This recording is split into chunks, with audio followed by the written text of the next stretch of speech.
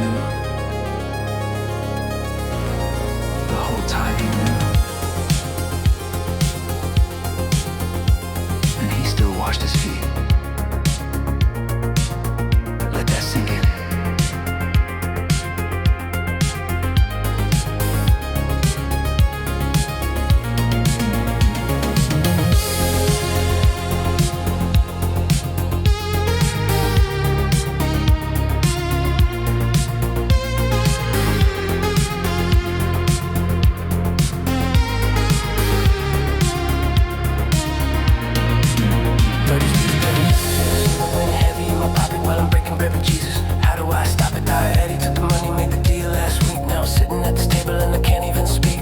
About betrayal, saying one of us will do it. I'm looking around the table acting like I never knew it. Peter's getting angry, John is looking so confused, but Jesus likes his eyes on me like Judas, I choose you.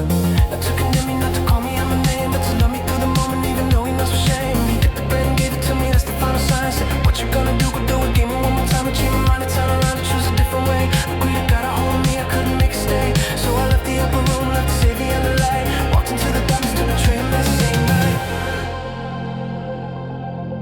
He knew what I would do, but he still loved me through. Even when I chose the silver over sitting next to him.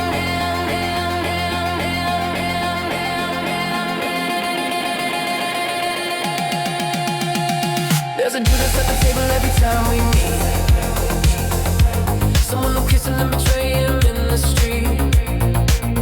We all got 30 pieces that we value more than Christ.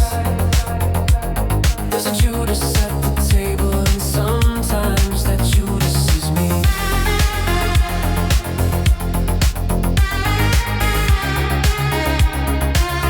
Sometimes that Judas is me.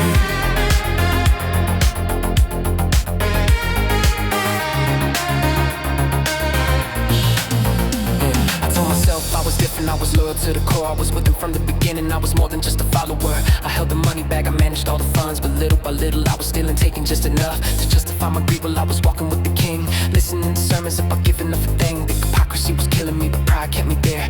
Acting like I loved him while my heart was never near. And here's the scary part that keeps me up at night. Judas heard the teaching, Judas saw the miracles with his own sight. He watched the blind receive vision, watched the dead rise from the grave. Familiarity break, contempt, silver was what he craved. How many times have I done the same smaller ways? Betrayed Jesus for my comfort, for my pride, for my own days. When I choose my reputation over speaking what is true, and I value being comfortable more than following through. He knew what I would do, but he still loved me through. Even when I chose the silver over sitting next to him.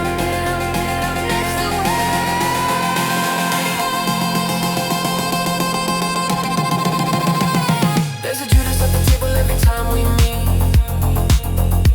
Someone who kisses him and betray him in the street. We all got 30 pieces that we value more than Christ. There's a Judas at the table, and sometimes that Judas is me.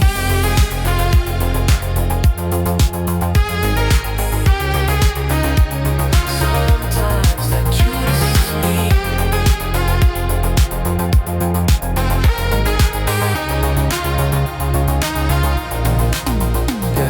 The saddest part of Judas isn't that he betrayed the Lord, it's that he chose death over running to the mercy he could have had restored. Peter denied Jesus 3 times to his face, but Peter ran back to the cross and found amazing grace. Judas felt the guilt, felt the weight of what he'd done, but instead of repentance he believed the lies that he was too far gone. Threw the silver back and hung himself upon a tree, never knowing that forgiveness was the thing that could have set him free. So when I find the Judas in my own horizon now, when I value temporary treasure more than drinking from his cup, I remember that repentance is the difference in the story